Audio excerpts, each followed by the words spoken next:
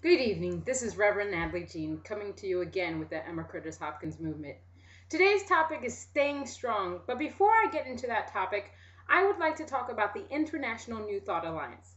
I had the great pleasure of being at the International New Thought Alliance Congress in Phoenix, Arizona this past week, July 12th through the 16th, and was able to reconnect with many of my wonderful friends, some of whom I talk on the phone daily, but I haven't seen in 3 to 4 years. So that was a great, wonderful thing.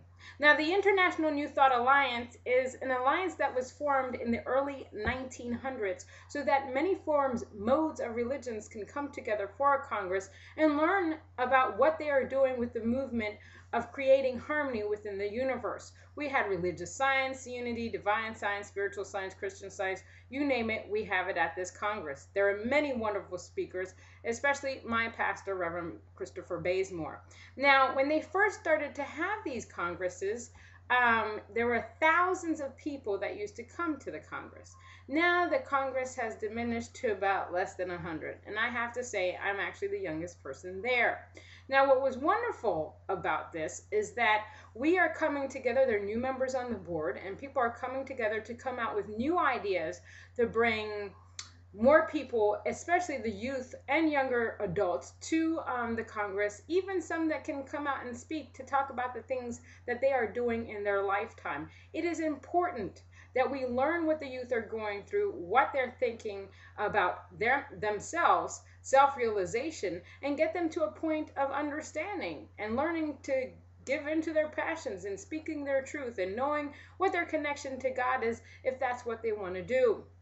Now, I implore everybody to keep the consciousness open, to keep this alliance thriving and moving. Now, you can become a member, or you can become a life member for $600, or you can become a yearly member like I am for $60 a year. And in return, you get a New Thought magazine, which gives you some information about what's going on in the different aspects of the International New Thought Alliance. And what they also have is great. They have an archives, which is fabulous.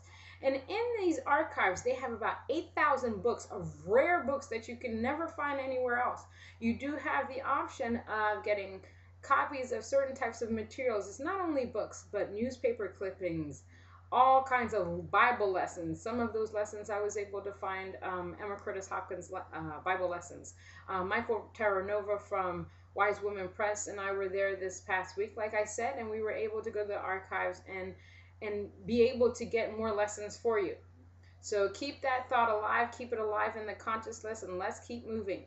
Now, the aspect of today is talking about staying strong in these times. You know, in these times, we have seen tremendous change in weather. We have seen tremendous amount of movement within Mother Nature with earthquake, tornadoes, and all kinds of things. We have seen many changes in people's consciousness. There are many times you will turn on the TV, people are killing people for no reason. People are becoming extremists, a word that we have created, and trying to show a movement of solidarity within their own country, within their own beliefs. People that are willing to risk their own lives for their own movement. And this is a consciousness we need to stop. So at the same time, we need to stay strong in our own minds, is not give in to what is going on around us. But what we do need to give in is the aspect of moving these tornadoes and these earthquakes and all these things out of the universe. And we have that power. Many people want to decide to blame God and say, how does God let this happen? But we oftentimes forget that God gave us free will. We created this universe with our own consciousness, yes. And the Bible says in the beginning, God created. But what did God create? He created beautiful trees, wonderful gardens, animals. At that time, nobody ate animals in the beginning. I believe I wasn't there. And basically, we walked amongst the earth, only being able to see our true nature, which is the spiritual nature of ourselves. Just be able to see the connection and the oneness between all of us. That's all we were able to see. Until the human conditioning had the power over one person to be able to move something in that person to say, I need to see something different. But I'm here to tell you that we need to focus on the true reality of life, and that is God. That is the good. Remember, Emma Curtis Hopkins always tells us that there is good for us and we ought to have it. What is that good? That good is God.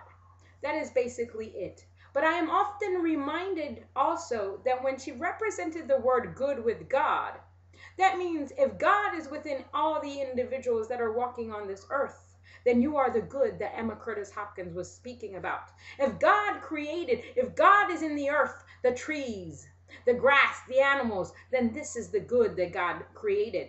So we must understand that our surroundings, Mother Nature and everything is nothing but good. We cannot get angry when the earth starts to shake and tremble and rain starts to pour out and hurricanes starts to pour out, because we do this. We do this to our universe. When people are cutting down trees because they're so afraid that the tree is going to hurt them, rather than saying, I love you, protect me. I love you, protect me. I have beautiful trees that surround my house, and I always say thank you. I love you. Thank you for protecting me. Thank you for cooling the house when it is so hot outside. But I am going to keep the consciousness open to understand that I have the power to remove the heat that is flowing through this universe at this moment. The heat that is so bright, so grand, that it has the power, the seeming power, to take away life.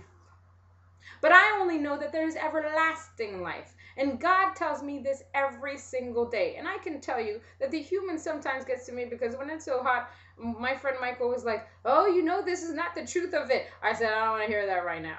But I have to go back to my practices and understand that I have the power to remove this excruciating heat, and to understand, peace be still. There is only a coolness surrounding the universe. There is only God surrounding the universe. I can only see the truth of my being within each and every person around us. Now these things, these people, these extremists that come out, we must not call them extremists anymore, and I shall not call them that name. I do not come here to empower the words that the human conditioning has come forth with. Terrorism, terrorists, extremists, racists, murderers, all these kinds of things. We need to cease to use this word and know that only good walks amongst us, and that is God, the God within each and every individual on this universe. We need to see those individuals. Even when somebody seemingly does something wrong to you, you need to be able to see God, to move the universe, to move the consciousness, so that when that person walks out, there is only God that emanates from their system. And that we will have created a beautiful universe, because they will shine. They will not be in darkness anymore, and they will show forth an understanding of consciousness. Our goal in life, all of us, we all have a destiny, we all have a mission, but we all have something in common. We are here to live in prosperity, abundance, supply, love, wealth, health. These are all the things that God has told us to be. Now, I was reading one of the Bible lessons, I think it's fifth interpretation Bible series, and Emma tells us that there are really no miracles and blessings, because we call these things miracles and blessings because they're not of the human conditioning. But when they come into our lives, Emma is telling us this should be natural to you. This is how you should be living. When money comes to you, supply or whatever you need, we shouldn't look at these things as miracles and blessings. We should look at these as natural events, because God has told us to open our eyes, open our arms, and invite him in and let him do the work, while we keep our consciousness and our connection straight with him. We have to go back to a certain knowing, not a belief system, a knowing our condition, our connection with God. Know it, walk the walk. Instead of talking about it all the time, it's so easy to talk about things. But when you walk the walk and you understand your connection with God, you can move mountains beyond mountains. Keep hope alive, keep the passion alive, keep your love alive, keep peace alive, and understand when something comes to try and move you, you need to stay strong. You need to stay firm to your truth. You need to be who you are in this incarnation. Don't ever be afraid to speak your truth. Ever be afraid to be who you are. But remember to always be strong and know that there is good for you and you